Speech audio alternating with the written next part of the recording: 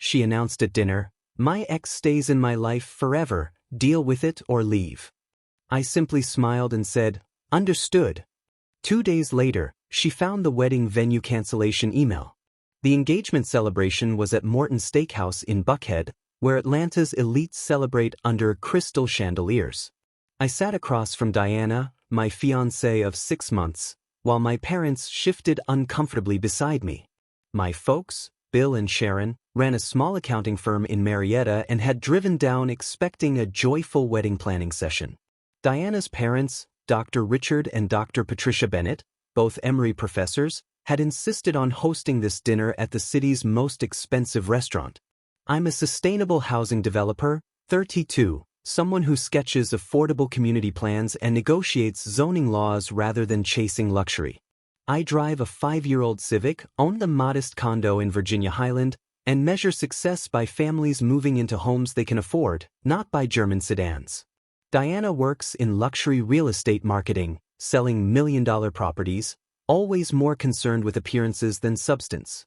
We'd been together 6 years total, met at a barbecue when I was 26. The first few years seemed solid, though my dad once quietly mentioned Diana seemed to expect things, rather than appreciate them. I dismissed it as generational differences. Halfway through appetizers, Diana set down her wine glass with deliberate precision. "Before we plan further," she said in her client presentation voice, "everyone needs to understand how our marriage will work. Carter will always be part of my life. He's not just some ex I cut ties with, he's family. He'll be at family dinners, holidays, major life events. Non-negotiable." Silence fell except for ambient restaurant noise. My mother's hand froze on her water glass. "Diana, honey," Mom started carefully, "you mean he'll be invited to some gatherings?" "All of them," Diana interrupted. "Carter knows me better than almost anyone. My parents adore him. He's been part of our celebrations for years. Nothing changes because I'm marrying someone else." My father's jaw tightened, that tell when he's biting backwards. 42 years of marriage taught Bill Henderson patience, but I saw the calculation in his eyes. Dr. Patricia smiled warmly. "We've always believed in evolved relationships. Carter and Diana have maintained a beautiful, mature friendship. Quite progressive, actually." "Progressive," Dad repeated slowly. "Is that what we're calling it?" "Bill," Mom warned. "No, Sharon, I'd like to understand," Dad continued. "Your daughter wants my son to marry her while maintaining what sounds like a co-primary relationship with another man? It's not a relationship, it's a deep, meaningful connection that predates what I have with your son," Diana said, irritation creeping in. "I'm being honest about my boundaries." Boundaries? Diana's favorite weapon this past year, deployed to shut down any discussion about concerning behavior. Carter texting at 11 at night? Boundaries meant I couldn't question it. Carter joining our anniversary dinner? Boundaries meant I was controlling. "In fact," Dr. Richard added, gesturing with his wine glass, "we were thinking Carter could be included as a groomsman. A wonderful symbol of mature adult relationships." Dad's face turned red. "Absolutely not. That's completely inappropriate." "Inappropriate?" Patricia's eyes narrowed. "Or traditional thinking that hasn't evolved? Call it whatever you want, but asking a groom to include his fiancée's ex-boyfriend crosses every line of basic respect." Other diners glanced our way. I sat observing this clash, feeling strangely detached. This wasn't the first time Diana's parents pushed their progressive agenda, but it was the most public. "This is exactly the closed-mindedness I worried about," Diana said, voice rising. She turned to me directly. "I need to know right now if you can accept this. Carter is part of my life permanently. Our children's birthday parties. Christmas morning. Every major moment. Because mature people don't discard meaningful relationships just because they get married." Every head turned to me. My mother looked concerned, my father furious, Diana's parents expectant, and Diana absolutely certain I'd cave like every other time she'd issued an ultimatum. I thought about 6 years of rearranging my schedule because Carter needed Diana's support. Instagram posts of them together she refused to remove despite my discomfort. Her family treating him like an honorary son while treating me like a temporary placeholder. Jokes about how Carter really understood Diana in ways I never would. The constant message that I was lucky she'd chosen me despite my obvious inferiority to her perfect ex. I set down my napkin, took a sip of water, and met Diana's eyes with complete calm. "Understood," I said simply. Her eyebrows furrowed. "Understood? That's it? You've made your position clear. You've given me a choice. Accept Carter as a permanent fixture in our marriage, or don't marry you. I've made my decision." "Wait," Diana said, realization dawning. "What decision?" I stood, collected my jacket, and gestured for my parents. "Mom, Dad, we're leaving." "You're walking out over this?" Diana's voice pitched higher, genuine shock replacing confidence. "I'm respecting your boundaries," I said calmly. "You told me to deal with it or leave." "I'm leaving."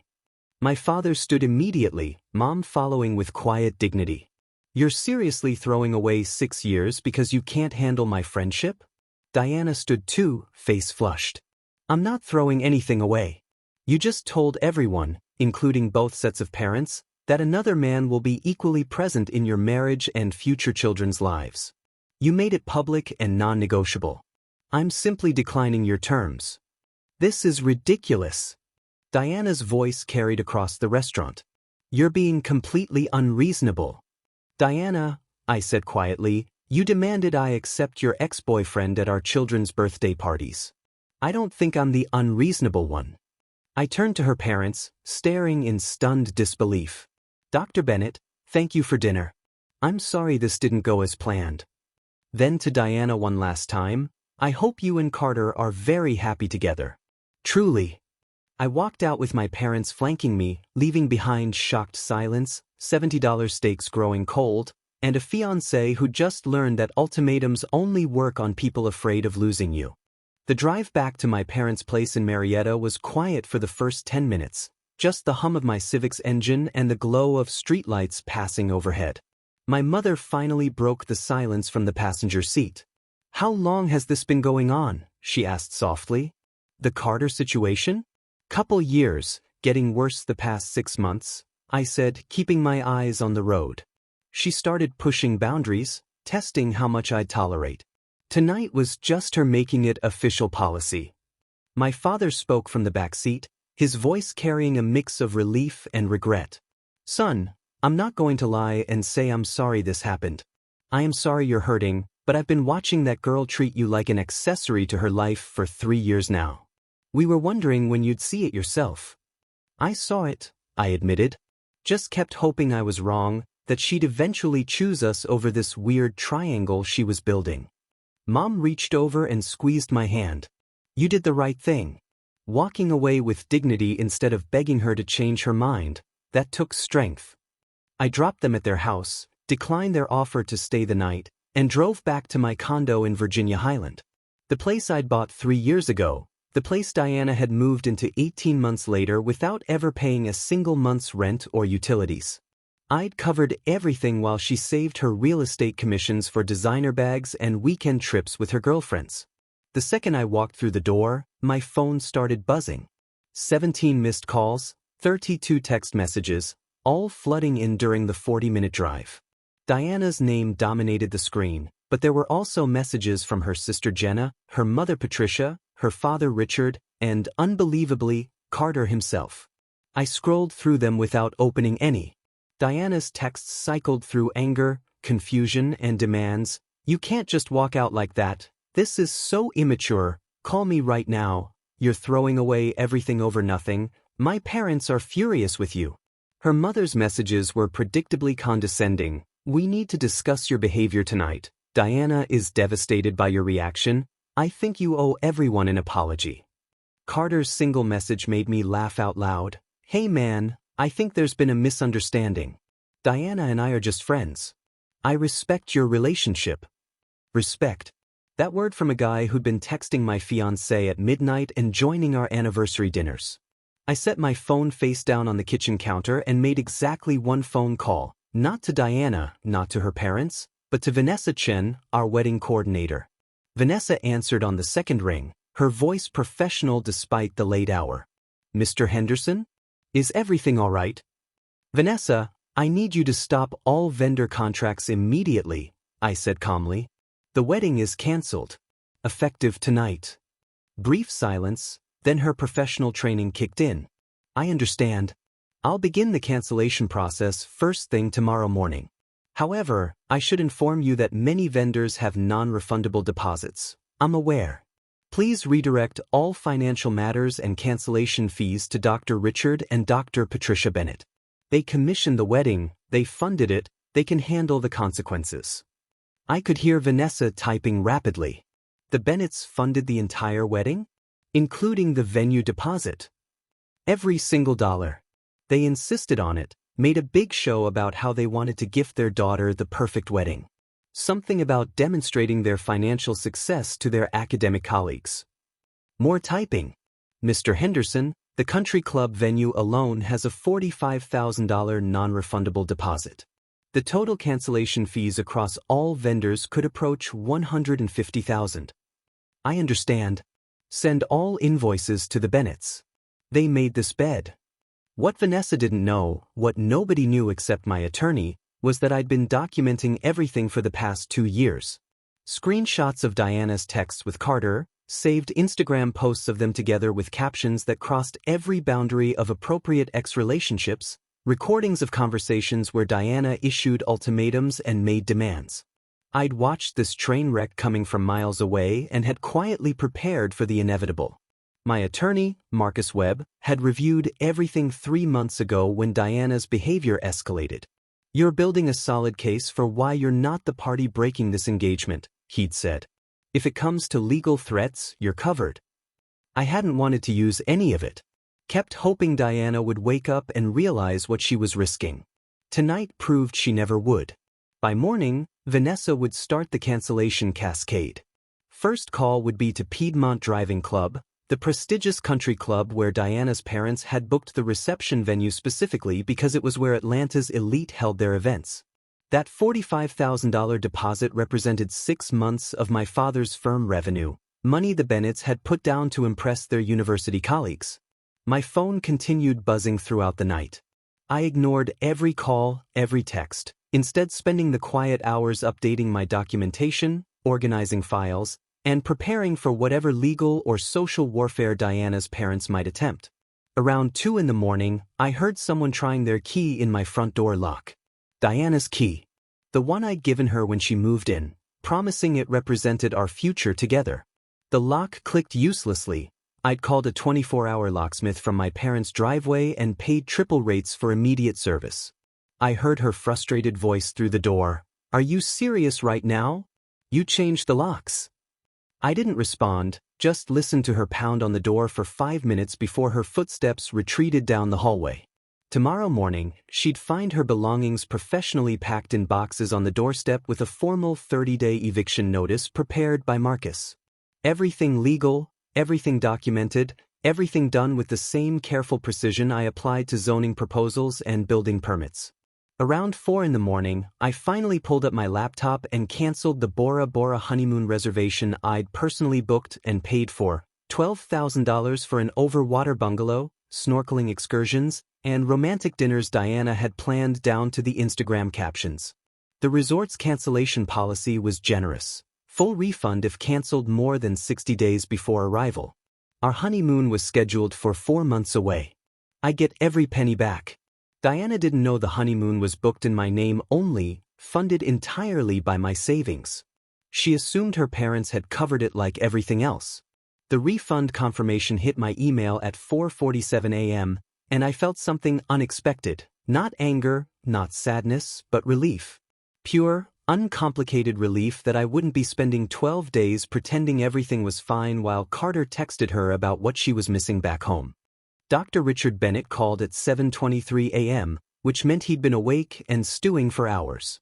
I'd managed maybe 90 minutes of sleep before my phone started vibrating across the nightstand. I let it ring twice before answering, my voice deliberately calm. "Dr. Bennett." "What the hell do you think you're doing?" he demanded, skipping any pretense of civility. "Your wedding coordinator just emailed us a cancellation summary." Do you have any idea what you've done? I poured myself coffee with one hand, phone on speaker. I'm honoring Diana's conditions. She gave me a choice at dinner, and I made it. Since there's no wedding, there's no need for vendor contracts. You can't just cancel everything without consulting us. We commissioned this wedding, we funded it. Exactly, I interrupted. You commissioned it, you funded it, which makes the financial responsibility yours. I was simply the groom. Since I'm no longer the groom, the arrangements you made are between you and the vendors. I could hear his breathing, heavy and angry. The country club deposit alone is $45,000. Non-refundable. I'm aware. Vanessa explained the terms when your wife originally booked it. We're talking about $150,000 in total losses. His voice pitched higher. Catering deposits, florist retainers, the band, photographer, videographer, everything we put down to secure premium vendors is gone. I took a sip of coffee, watching the sun rise through my kitchen window. That does sound unfortunate. Perhaps you should have considered the stability of the engagement before booking such expensive vendors. Silence. Then his voice came back lower, more calculated. This was the psychology professor who'd built a career on manipulation and winning arguments. You realize we can sue you for this. Breach of promise, emotional damages to our daughter. You publicly humiliated her in front of 14 witnesses.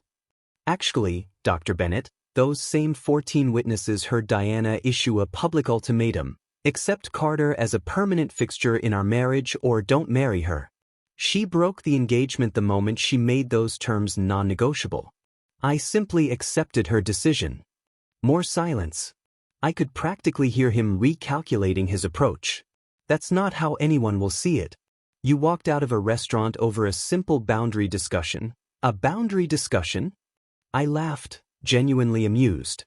She announced her ex-boyfriend would be at our children's birthday parties, Christmas mornings, and every major life event. Your wife suggested making him a groomsman. That's not a boundary discussion, that's a fundamental incompatibility. We can make this very difficult for you legally, he threatened. My wife has colleagues in family law. We'll pursue every avenue. Please do, I said calmly. I'd love to explain to a judge in a public courtroom with court reporters exactly why I declined to marry your daughter. I have 2 years of documented evidence, text messages, social media posts, recorded conversations. I've been working with Marcus Webb for 3 months preparing for exactly this scenario. The silence stretched longer this time. Marcus Webb's name carried weight in Atlanta legal circles. He'd successfully defended multiple high-profile breach of promise cases. You've been planning this, Richard said slowly, realization dawning. Not planning. Preparing. There's a difference. Diana's behavior has been escalating for 2 years. I documented it because I'm a developer who learned to always have permits and paperwork in order before breaking ground. I heard muffled conversation in the background. Patricia had joined him, her voice sharp and demanding. Richard came back on the line. The country club called us directly. They said they might refund half the deposit as a courtesy given the circumstances. They want to speak with you. Tell them to keep the full amount, I said. Contract terms were clear when your wife signed them. I'm not interested in reducing the consequences of Diana's choices. You're doing this out of spite. Patricia's voice came through. She'd grabbed the phone. You want to punish us financially because your ego couldn't handle mature relationship dynamics. Dr. Bennett, I replied, I'm a sustainable housing developer. I understand contracts, consequences, and the importance of following through on commitments. You commissioned a wedding for a marriage that your daughter just terminated with her ultimatum. The financial loss is simply the cost of her decision. Our daughter is devastated. Patricia's voice cracked with genuine emotion, though whether for Diana or the money was unclear. She's been calling and texting you all night. She's at our house right now, crying, saying you won't even talk to her. She's upset because the locks are changed at my condo, I said. The condo I own, that she's been living in rent-free for 18 months. Her belongings are packed and waiting on the doorstep with a formal eviction notice. She has 30 days to arrange alternative housing per Georgia tenant law. You're evicting her? Patricia sounded genuinely shocked. She lives there. She lived there as my fiancée. She's no longer my fiancée, which makes her a tenant without a lease. I'm following legal protocol. The background noise intensified. Diana had apparently heard my voice on speaker and was now screaming something about being blindsided and betrayed. You need to speak with her, Richard demanded. She deserves an explanation, closure, something more than just walking away. I gave her my answer at dinner. Understood. That was my explanation. She issued terms, I declined them. There's nothing left to discuss. I heard Diana's voice closer now. She'd taken the phone. Jake? Jake, please, can we just talk? This is insane. You're throwing away everything over one dinner conversation. Diana, I said quietly, you announced at our engagement celebration that another man would be a permanent, equal presence in our marriage. You made it a public, non-negotiable ultimatum. I'm not throwing anything away, I'm simply declining your offer. It wasn't an ultimatum. I was just being honest about my friendship with Carter. You said he'd be at our children's birthday parties. At Christmas morning. At every major life event. You said it was non-negotiable. Those were your exact words in front of both sets of parents and 10 other witnesses. I didn't mean it literally like that. I just meant he'd be invited sometimes, that we'd all be mature adults about it. I set down my coffee cup. Diana, I spent 6 years watching you prioritize Carter over our relationship. Last night, you made it official policy. I'm grateful you did it before we got married instead of after. So that's it? You're just done? After everything? After everything? I repeated. After paying your rent for 18 months? After covering your car insurance, your groceries, your credit card bills when you overspent? After rearranging my schedule every time Carter needed your support? Yes, after everything, I'm done. Silence. Then her voice came back smaller, more manipulative. I know I made mistakes. I was scared and I handled it wrong. But we can fix this. We can go to counseling, work through it. There's nothing to work through.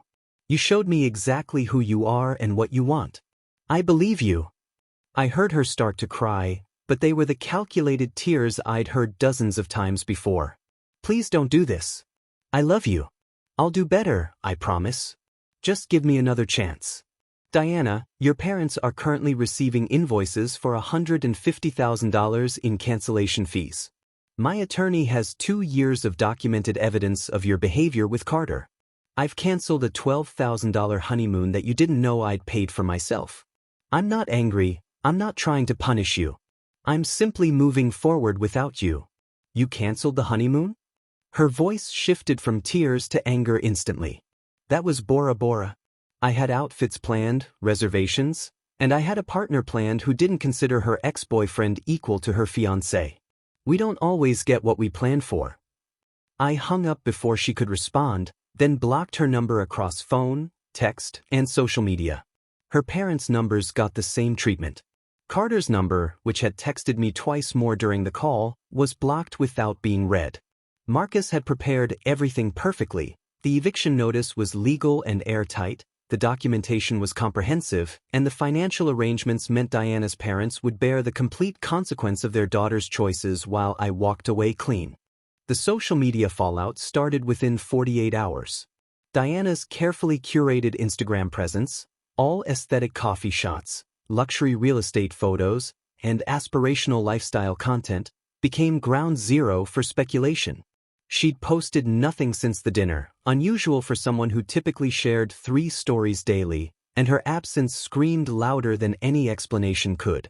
Her comment sections filled with concerned friends asking if she was okay, if the wedding was still on, what had happened. I'd already scrubbed my own social media, removing Diana from photos and unfollowing her entire circle.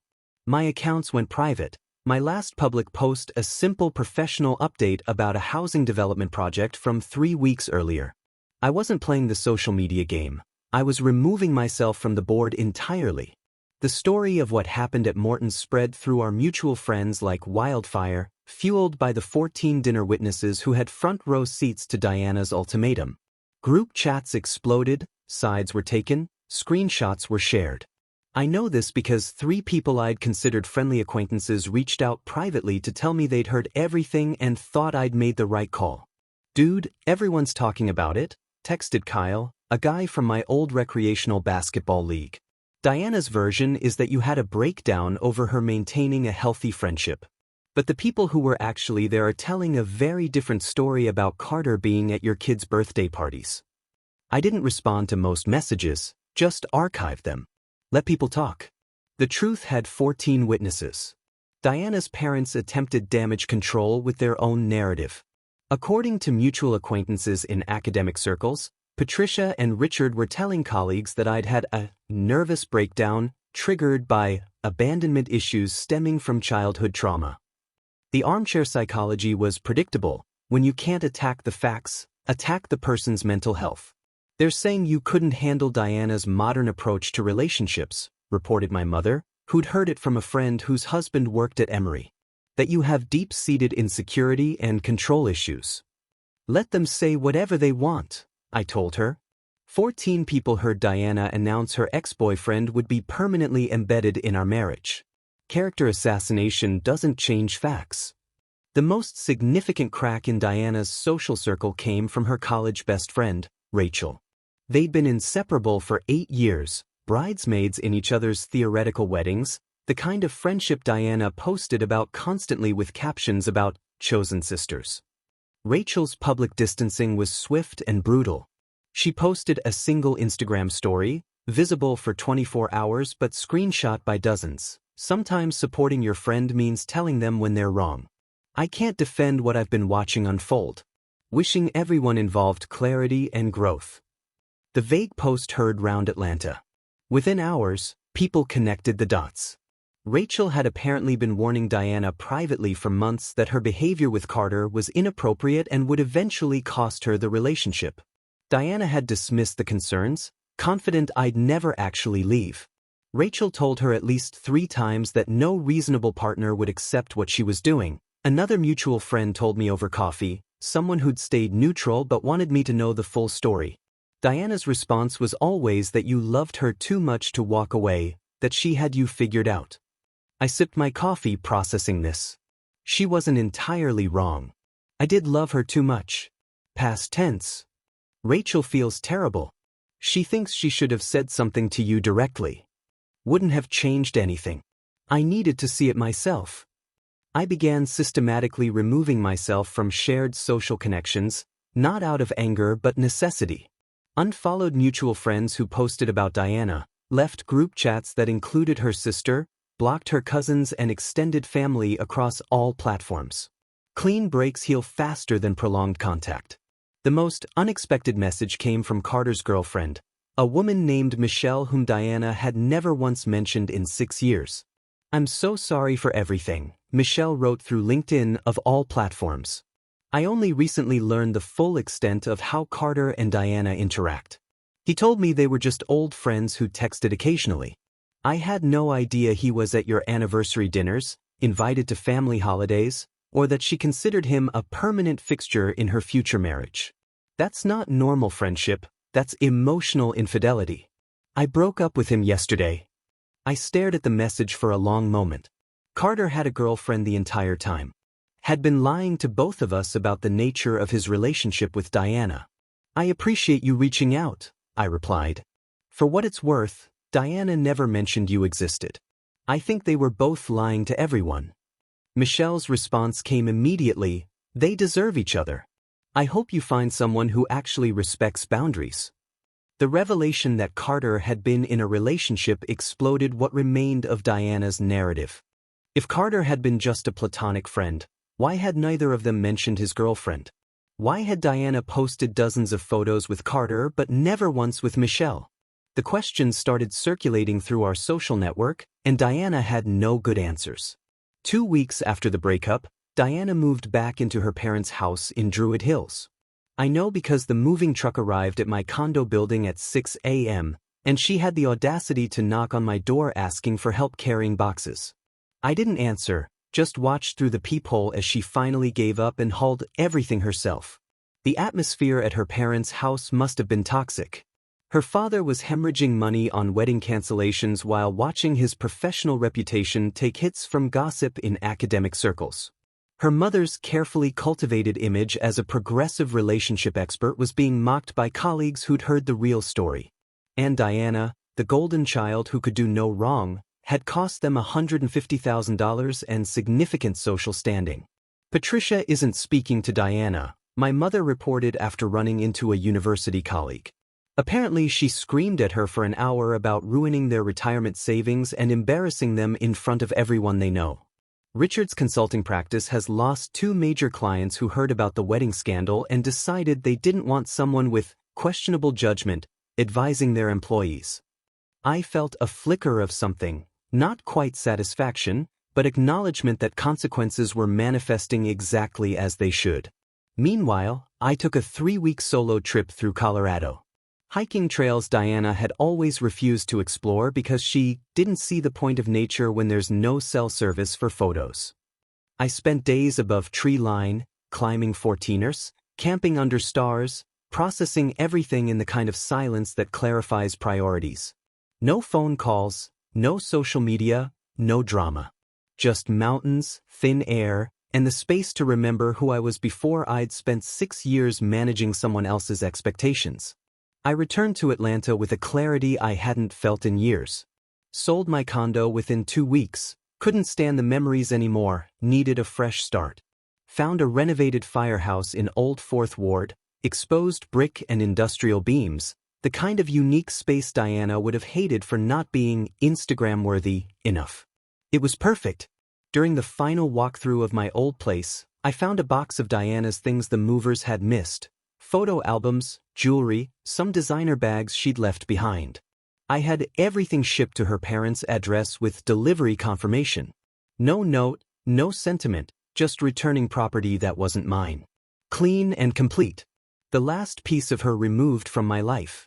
8 months after the breakup, I stood on stage in Chicago accepting the American Institute of Architects' Innovation in Sustainable Housing Award for my West Side Commons project. 48 affordable units built with recycled materials and solar integration, the development Diana had dismissed as charity work instead of real money. The award came with a $20,000 grant, national coverage, and speaking invitations at 3 major conferences. "These aren't just affordable units," I said during my acceptance speech. "They're homes designed with the same quality we'd give luxury condos. Everyone deserves thoughtful architecture." PBS producers approached me afterward about featuring the project in their urban renewal documentary. Within weeks, I was doing architecture podcast interviews, featured in Dwell magazine, consulting on projects in 3 cities. The professional recognition I'd worked toward for years was finally materializing without Diana there to diminish it. I sold the Virginia Highland condo for $40,000 over purchase price and bought the renovated firehouse in Old Fourth Ward. Exposed brick, industrial beams, the original brass fire poles still installed. Everything Diana would have hated for not being Instagram-worthy. I converted the upstairs into a home office where I could spread out drafting tables without complaints about clutter. During this time, I discovered Diana's final betrayal buried in credit card statements. Unauthorized charges totaling $23,000 over 18 months. Luxury boutiques, restaurants, jewelry stores. I'd added her as an authorized user 3 years ago for emergencies. She'd been quietly funding her lifestyle on my credit instead. Marcus reviewed everything clinically. "This is fraud. Criminal charges are an option, or report it to the credit card company and let them pursue collections." I didn't hesitate. Report it as fraud. I want it off my record and out of my life. The credit card company moved fast. Diana got notified she was under investigation for fraud, charges reversed, full liability plus penalties assigned to her. Through mutual acquaintances, I heard she'd screamed at her parents about me ruining her life financially. Her parents tried negotiating with the credit card company, offered to pay half if they'd drop it. The company refused. Fraud was fraud. Meanwhile, Diana's attempt at becoming a relationship coach imploded spectacularly. She'd launched Evolved Love on Instagram, posting about mature relationship dynamics and breaking free from toxic monogamy. Her followers weren't buying it. "This you," someone commented, sharing our old engagement announcement. "The one whose fiancé left because you couldn't stop prioritizing your ex?" 200 likes before Diana deleted it.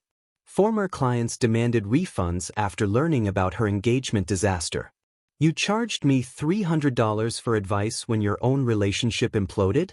The coaching business lasted 6 weeks before she deleted everything and took a sales job at a luxury furniture store in Buckhead. She was fired 4 months later for spending more time on her phone than helping customers. Each update about Diana's decline reached me through the grapevine, and each time I felt less vindication and more relief that I'd escaped. My life expanded while hers contracted. The final professional triumph came when the mayor's office contacted me about joining Atlanta's housing task force as a paid consultant. "We've been following your work," the deputy mayor said. "Westside Commons is exactly the innovative thinking we need citywide. Interested in helping shape housing policy?" I accepted immediately. This was the impact I'd been building toward, achieved by maintaining my values instead of compromising them for someone who never appreciated my vision. 1 year after the breakup, I met Lillian at a sustainable development networking event in Midtown. She was presenting on gray water recycling systems for residential buildings, technical, specific, the kind of presentation that made my architect brain light up. Lillian Brooks was an environmental engineer from Tennessee, 30 years old, with a directness that felt refreshing after years of Diana's passive-aggressive manipulation. During the Q&A, I asked about integration challenges with existing plumbing systems. Her answer was thorough, practical, and included a joke about municipal building codes that made me laugh. We grabbed coffee afterward, talking for 2 hours about sustainable design, career trajectories, and the challenges of balancing idealism with budget realities. She mentioned her last relationship had ended 3 years ago. Clean break, no drama, we wanted different things and handled it like adults. The contrast to my situation was stark. Our second date, she asked directly about my relationship history. I gave her the abbreviated version: 6-year relationship, engagement, broke up when she announced her ex would be a permanent fixture in our marriage. Lillian's response was immediate and clear. "That's not a boundary issue, that's emotional infidelity. You dodged a bullet." No psychoanalysis, no both sides reasoning, just straightforward assessment. Over the next few months, the relationship developed naturally. Lillian paid for her own meals, insisted on splitting costs for concerts and weekend trips, had her own thriving career and friend group. When I invited her to meet my parents, she brought homemade bread for my mother and asked my father thoughtful questions about his accounting practice. "She's wonderful," my mother told me privately after dinner. "She looks at you like you're a person, not a project or a prize." Lillian's family was equally welcoming when I visited Tennessee for Thanksgiving. Her parents, Jim and Carol, owned a construction company and had built their own home from the ground up. Her 2 brothers worked in the trades, one electrician, one plumber, and spent dinner asking detailed questions about my sustainable housing projects. "We need more developers who think like you," Jim said over pumpkin pie. "Most just want cheap and fast. You're trying to build something that lasts." Meanwhile, Diana's life continued its downward spiral. Her parents sold their house in Druid Hills, the upscale neighborhood where they'd hosted dinner parties for university colleagues, and moved to a modest townhouse in Decatur. Her father's consulting practice had lost multiple clients after the wedding scandal spread through academic circles. The financial strain combined with social embarrassment had forced a complete lifestyle downgrade. Diana was working at a department store cosmetics counter, a job she considered humiliating according to mutual acquaintances. The most significant blow came when Carter got married to Michelle, the girlfriend he'd hidden from Diana their entire friendship. The wedding was small, intimate, and Diana was explicitly not invited. Carter told her directly that she wasn't welcome at any wedding events, reported someone who'd stayed in touch with both sides, said their friendship had been inappropriate and he was starting fresh with clear boundaries. Diana apparently showed up at the venue anyway and had to be escorted out by security. The mental image of Diana being removed from Carter's wedding by security, The same Carter she'd insisted was so important he had to be at our future children's birthday parties, would have satisfied some vindictive part of me a year earlier. Now it just felt sad and predictable. I was building something real with Lillian while Diana was still chasing ghosts. 6 months into our relationship, Lillian met me after a particularly frustrating city council meeting about zoning restrictions. I was venting about bureaucratic obstacles to affordable housing when she put her hand over mine. "You know what I love about you?" she said. "You actually care about making things better. Not for recognition or profit, but because you think everyone deserves a decent place to live.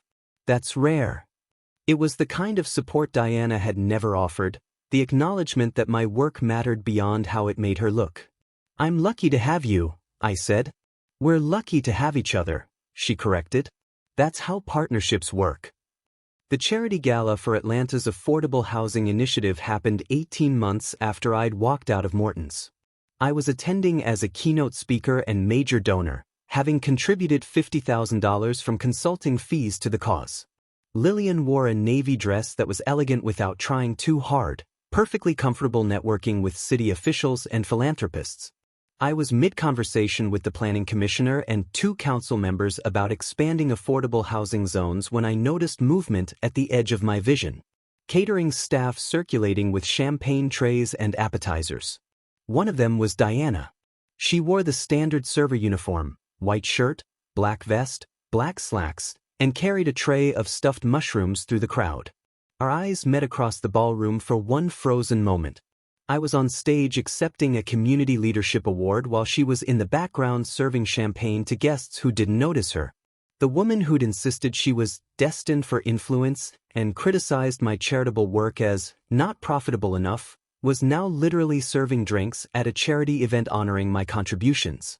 The irony was so sharp it almost hurt. I looked away first, turning back to my conversation. The planning commissioner was asking about replicating West Side Commons in 3 other neighborhoods.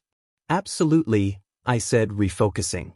"I've already sketched preliminary concepts for adaptable designs that could work with different lot configurations." Diana circulated through the ballroom for another hour. I saw her glance my way several times, saw the moment she noticed Lillian beside me, saw something crumble in her expression. After my keynote speech, about sustainable development as a moral imperative, not just an economic opportunity, Lillian squeezed my hand. "You were brilliant," she said. "I'm so proud of you." We were walking through the parking garage toward my car when I heard rapid footsteps behind us. "Jake? Jake, wait." Diana's voice, breathless from running. I stopped, turned slowly. She'd removed her server vest, hair slightly disheveled. "Please, I just need 1 minute to talk to you." Lillian stepped slightly forward, her voice calm but firm. "Diana, I'm Lillian. Jake's told me everything about your relationship and how it ended. I need you to understand that contacting him constitutes harassment. If this continues, I'll report it to the appropriate authorities." Diana stared at Lillian like she'd been slapped. "I just wanted to apologize, to explain." "There's nothing to explain," I said quietly. "You made your choices, I made mine. We're both living with the consequences. But you don't understand what happened after you left. My parents, the money, losing everything. I understand perfectly," I interrupted. "You issued an ultimatum expecting me to cave like I always had. When I didn't, reality caught up with you. That's not my responsibility." Diana's eyes filled with tears, real ones this time, not the manipulative crying I'd seen dozens of times before. "I made a terrible mistake. If I could take it back." "You can't," Lillian said simply. "And honestly, it doesn't sound like you regret what you did. It sounds like you regret the consequences." We walked to my car without looking back. Diana stood in the parking garage in her server uniform, watching us leave. In my rearview mirror, I saw her finally turn away, shoulders slumped, heading back to finish her shift. "That was harder than I expected," Lillian said once we were on the road. "For you or for her?" I asked. "For her." She looked like she was watching her whole life walk away. "Maybe she was," I said. "But that's not my problem anymore." 6 months later, I proposed to Lillian at the grand opening of my latest project. Cascade Heights Commons, a 200-unit affordable housing complex built on reclaimed industrial land. The mayor spoke at the ribbon cutting, praising the development as a model for the city's future.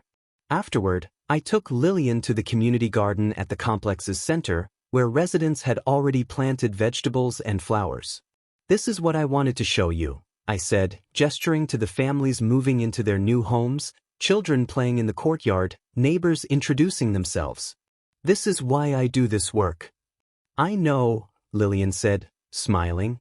"It's one of the 1,000 reasons I love you."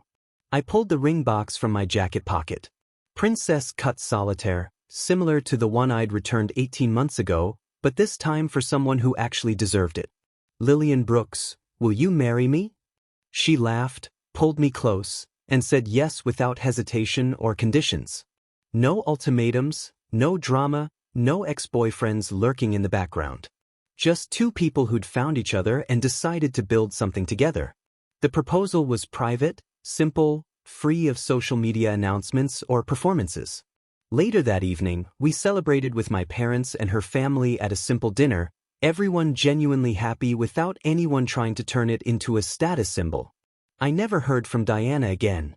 According to the last update I received through acquaintances, she'd moved to Charlotte for a fresh start, working in property management and dating someone new.